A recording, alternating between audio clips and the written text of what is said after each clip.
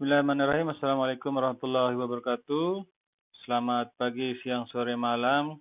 Kita jumpa lagi pada kuliah daring pengantar kewirausahaan. Pada pertemuan kali ini kita akan berdiskusi tentang materi berpikir perubahan. Baik, kita langsung saja. Apa tujuan dari pembelajaran kita kali ini? Yang pertama adalah memberikan pemahaman pentingnya perubahan dan peranan mindset atau pola pikir. Kemudian menjabarkan perubahan mindset. Yang ketiga, mengenalkan mindset entrepreneur. Yang keempat, mengenalkan teori kecerdasan finansial. Kita lewati saja bagian game ini karena bagian game ini dimainkan atau kita bermain peran pada saat kita kuliah luring atau di luar jaringan. Pola pikir seorang entrepreneur, perbedaan pola pikir entrepreneur dengan non-entrepreneur. Produktif versus konsumtif, seorang entrepreneur itu mindsetnya selalu produktif, sedangkan sebaliknya non-entrepreneur itu selalu konsumtif. Resource utilization versus resource disposal. Hambatan persepsi memulai usaha. Yang pertama, merasa sudah terlalu tua atau merasa terlalu muda. Yang kedua adalah merasa tidak berbakat. Yang ketiga, tidak punya modal atau uang. Nah, itu tadi beberapa hambatan-hambatan yang secara garis besar sering dialami oleh siapa saja. Dan biasanya itu terus-menerus tertanam di mindset kita sehingga itu mengakibatkan kita menjadi kurang memiliki mindset yang positif. Nah, pada slide ini bisa adik-adik lihat, setiap hari itu seorang manusia melakukan bicara dengan sendiri sebanyak 55.000 sampai dengan 60.000 kali. Nah, bayangkan 77% dari statement yang kita ucapkan itu bersifat negatif yang melemahkan diri kita. Misalkan saya kurang sukses. Saya sudah terlalu tua untuk sekolah lagi misalkan. Kemudian saya bodoh, saya tidak berbakat berbisnis. Nah, sebenarnya ini kalau kita tanyakan kepada diri kita sendiri, itu kata siapa pernyataan-pernyataan itu? Orang lain pun belum tentu memiliki persepsi atau asumsi terhadap kita seperti apa yang self-talking kita lakukan setiap harinya itu kepada diri kita sendiri. Nah, ini hasil riset dari psikolog, bagaimana kita selalu berbicara negatif kepada diri kita sendiri. Nah, apa yang bisa kita petik atau pelajaran apa yang bisa kita dapat dari balita berlatih berjalan karena motivasi kuat setelah bosan merangkak? Coba kalian bayangkan andai kata kita saat balita atau masih bayi tidak memiliki motivasi yang begitu kuat karena kita sudah bosan merangkak. Nah, tentu hari ini pun kita akan melihat banyak orang yang merangkak. Lucu sekali, bukan?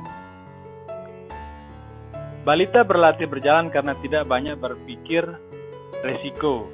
Nah, ini bagian dari cara-cara kita untuk melatih mindset kita agar selalu berpikir positif. Andai kata kita terlalu banyak berpikir resiko, tentu tidak akan kita memulai merangkak, berjalan, berlari, atau tidak akan kita memulai suatu bisnis apapun. Ada kalimat yang menyatakan bahwa terlalu banyak pertimbangan dan pemikiran akan mengakibatkan kegagalan. Nah, sebagian besar pemikiran dan pertimbangan itu adalah self-talking negatif yang mempengaruhi pikiran kita. Jadi umpamanya, kalian buka dulu pintu pertama, jangan kalian terlalu banyak pikirkan apa isi dari pintu-pintu berikutnya, sehingga itu akan mudah kalian bisa action. Nah, kira-kira apa yang kalian bisa tambahkan di sini? silahkan saja kalian bisa coret-coret sendiri. Nah, ini yang tadi pernyataan umpamanya terlalu tua itu tidak berbakat. Siapa bilang? Nah, kini bisa kita lihat fakta bahwa KFC itu pendirinya adalah seorang yang berusia sangat tua, 70 tahun. Colonel Sanders. Jadi di logo KFC itu kalian ingat ada logo karikatur orang tua. Nah, itulah Colonel Sanders tersebut. Nah, untuk informasi lebih lengkapnya nanti kalian bisa googling saja. Nah, ini juga kalian bisa googling atau cari di YouTube. Seorang pemuda yang bernama Brian, dia memulai bisnis karena unsur kepepet, karena tidak bisa mencari kerja. Dia ini memiliki hanya satu kaki, teman-teman. Pernyataan yang ketiga, tidak punya modal. Ini juga nanti kalian bisa cari informasinya. Onassis itu memulai bisnis kapal angkut dengan other people money atau dengan uang orang lain. Di beberapa seminar-seminar itu juga atau buku-buku motivasi kerap kita dapat telling story bahwa lebih asik menggunakan bisnis, menggunakan uang orang lain ketimbang uang sendiri. Dari beberapa narasumber memang menyatakan kita akan lebih giat, semangat, bertanggung jawab karena kita memiliki kewajiban untuk mengembalikan dana atau paling tidak memberikan bagi hasil keuntungan kepada orang yang other people money tadi. Nah, lalu apa yang kita perlukan untuk memulai bisnis? Yang kita perlukan hanya perlu 3M. Yang pertama adalah motivasi yang kuat, kemudian mindset, dan yang ketiga make it atau just do it, lakukan. Tentu motivasi ini harus kita bisa mencari cara agar bisa terus bersemangat, termotivasi. Kalau di teori manajemen sumber daya manusia, motivasi itu ada dua, ada dari internal dan ada dari eksternal. Internal ini adalah push faktor dan eksternal itu adalah pull faktor. Jadi push and pull faktor. Pemantik dari dalam diri sendiri kita dan penarik dari luar diri kita. Umpamanya penarik itu kita dari luar itu adalah lingkungan kita, luar diri kita. Nah, dari dalam itu adalah push faktor, ya, ini motivasi tadi. Nah, kalau dari luar umpamanya kalian ingin memberangkatkan orang tua kalian haji, umroh, itu bisa jadi motivasi yang kuat untuk kalian bisa memulai suatu usaha. Kemudian mindset, nah ini yang paling penting ini. Jadi mindset ini adalah hal besar yang nantinya akan mengguiding kalian untuk bisa sukses. Oleh karena itu tanamkanlah hal-hal positif dalam diri kalian. Nah, yang ketiga adalah make it, just do it, laksanakan, action, segera bertindak. Jangan terlalu pikirkan apa isi pintu kedua, ketiga, dan keempat. Buka saja pintu pertama, nanti kalian akan beradaptasi dengan apa yang ada di dalam pintu ruangan pertama tersebut. Nah, bayangkan saat Anda atau kalian adik-adik jatuh cinta. Pasti dong pernah jatuh cinta. Nah, sekarang coba kalian bayangkan perasaan kalian di saat kalian jatuh cinta, atau mungkin sekarang ada yang sedang jatuh cinta. Bagaimana hangatnya hati kalian, semangatnya kalian, menggebu-gebunya kalian. Nah, energi itu coba bisa kalian pindahkan ke entrepreneurship. Nah, bisa kan? Semangatnya bisa kita pindahkan ke entrepreneurship. Artinya apa? Halangan apapun, kendala apapun dalam urusan percintaan, tentu kalian akan terobos, terabas, terjang. Umpamanya nanti belahan jiwa kalian yang kalian cintai menelpon, minta ketemuan atau minta dijemput, mau hujan, mau badai, angin, bahkan gempa, kalian akan terobos. Nah, itulah semangat juang seorang bucin budak cinta. Nah, sekali lagi ingatlah adik-adik, tingkatkan hasrat berwirausaha kalian, Mana hasrat Anda saat jatuh cinta pertama? Mana yang Anda pilih? Dari dua hal ini, ada uang, ada waktu. Yang pertama adalah minus uang, minus waktu, minus uang, surplus waktu, surplus uang, minus waktu, surplus uang, dan surplus waktu. Nah, kalau kalian bayangkan sekarang posisi kalian sekarang ada di mana? Kalau kalian merasa sibuk kuliah dengan banyaknya tugas online, tentu di sini posisi kalian. Uang tidak ada, waktu banyak, karena kan kita kuliah ini melalui daring. Kalian bisa tonton video-video perkuliahan kapan saja.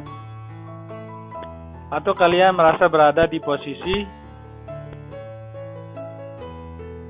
uang minus, waktu minus. Nah, kira-kira kalian yang bisa menjawab sendiri. Nah, idealnya itu adalah kita seorang entrepreneur bisa berada di posisi uang banyak, waktu banyak, sehingga aktualisasi diri kita bisa kita leluasa mengelolanya. Artinya kita bisa ke arah sosial lebih banyak. Kita bikin yayasan kah mungkin, atau kita bikin lembaga-lembaga yang membantu masyarakat. Jadi ini beberapa kondisi-kondisi. Ada orang yang uangnya banyak sekali tapi waktunya sedikit, sehingga untuk bisa bergaul secara sosial di masyarakat, bahkan untuk keluarganya pun itu sangat sulit. Nah, ada juga seperti itu biasanya di kota-kota metropolitan. Misalkan di Jakarta, dengan kondisi lalu lintas yang padat, macet, terkadang seorang bapak itu jarang bisa berjumpa dengan anaknya saat anaknya tidak tidur misalkan. Jadi saat dia berangkat kerja, subuh, anaknya masih tidur. Saat dia pulang kerja, anaknya juga sudah tidur. Nah, kira-kira seperti itu. So, bertransformasilah dengan cepat dan tepat. Sorry. Nah, ini namanya kuadran cash flow dari Robert Kiyosaki. Apa fungsinya, maknanya? E ini adalah employee, karyawan. Kemudian B ini adalah business owner, di sini self-employed, dan di sini investor. Nah, umumnya kebanyakan orang itu memulai itu dari employee, jadi karyawan dulu. Ada juga yang semi-semi menjadi self-employed atau business owner. Nah, tapi kebanyakan orang itu memulai dari karyawan dulu, kemudian dia ke pemilik bisnis, kemudian dia ke investor. Nah, disinilah pernyataan uang bekerja untuk kita. Atau tadi itu, uang banyak, waktu banyak. Nah, contohnya employee ini adalah pegawai, karyawan, buruh. Nah, itu sama, employee, karyawan, pegawai, buruh, bekerja untuk orang lain. Pegawai biasanya untuk yang pegawai pemerintahan, karyawan untuk pegawai perusahaan, buruh biasanya untuk pabrik. Nah, di S ini self-employed, ada yang memulai dari sini juga. Dia memulai dari sini, bukan dari sini, dari employee. Self-employed, dia bekerja untuk dirinya. Misalkan dia buka praktek bidan atau dokter atau notaris, PPAT. Nah, kemudian dia bisa beralih ke pemilik bisnis. Nah, mungkin sudah besar, dia punya tempat praktek, dijadikan klinik, kemudian rumah sakit. Dan contoh sekarang bisa kita lihat rumah sakit Risa misalkan. Nah, kemudian menjadi investor. Nah, ini cash flow quadrant dari Robert Kiyosaki. Jadi prosesnya seperti ini. Nggak bisa langsung ujuk-ujuk menjadi investor. Karena dari terpaan sebagai karyawan, pekerja untuk diri sendiri, dan di sini pengacara juga kan. Kemudian pemilik bisnis itu insting entrepreneurnya itu sudah terbentuk sehingga dia bisa menginvestasikan dana-dananya itu dengan tepat. Nah, ini game ini bisa kalian lakukan nanti. Kalian tuliskan sumber pendapatan kalian, apakah dari orang tua, dari kakek, paman, bibi. Nah, kemudian di sini kalian menilai sendiri mana yang termasuk bad cost atau good cost. Yang di awal tadi pola pikir antara seorang entrepreneur dengan non-entrepreneur. Nah, uang yang kalian miliki itu apakah produktif, apakah konsumtif.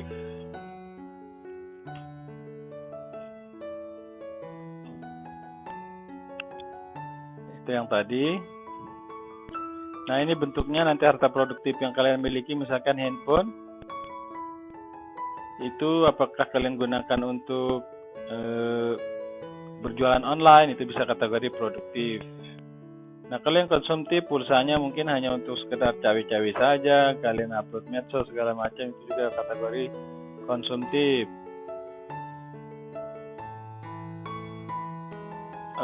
Ini tips praktis, kalian bisa visualisasi harian sesuai dengan tujuan. Misalkan, imajinasikan nikmatnya mempunyai usaha yang waktunya tidak diatur oleh orang lain. Nah, dulu pernah ada di salah satu stasiun televisi itu judulnya Bosan Jadi Pegawai.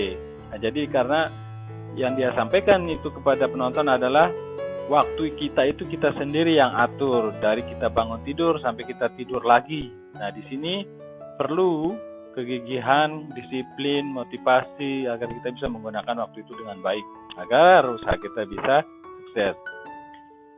Gunakan teknik afirmasi harian dengan pemilihan kata yang menggugah kesadaran pikiran dengan mengucapkan kalimat "saya semakin sukses" saat kondisi tubuh rileks bangun pagi-pagi. Nah, ini diperlukan untuk memantik jiwa kalian. Makanya dalam budaya perusahaan asuransi itu, kita pasti sering mendengar teriakan-teriakan, semangat, semangat pagi, semangat sukses. Nah, itu memang untuk membangun budaya, selain budaya juga untuk membangun bagaimana agar karyawan-karyawan itu tetap semangat. Nah, ini ada pesan dari Stephen Covey, penulis buku populer tentang perilaku organisasi, manajemen, dan lain sebagainya. Kalau Anda menginginkan perubahan kecil dalam hidup, ubahlah perilaku Anda. Tetapi bila Anda menginginkan perubahan yang besar dan mendasar, maka ubahlah pola pikir Anda. Ingat, ubahlah pola pikir Anda yang tadinya Anda selalu berpikiran bahwa Anda bisa karena ada orang tua yang membackup Anda, itu dirubah. Saya bisa karena saya sendiri, misalkan. Oke, itu saja video pembelajaran kita materi kedua pada kali ini. Terima kasih. Assalamualaikum warahmatullahi wabarakatuh.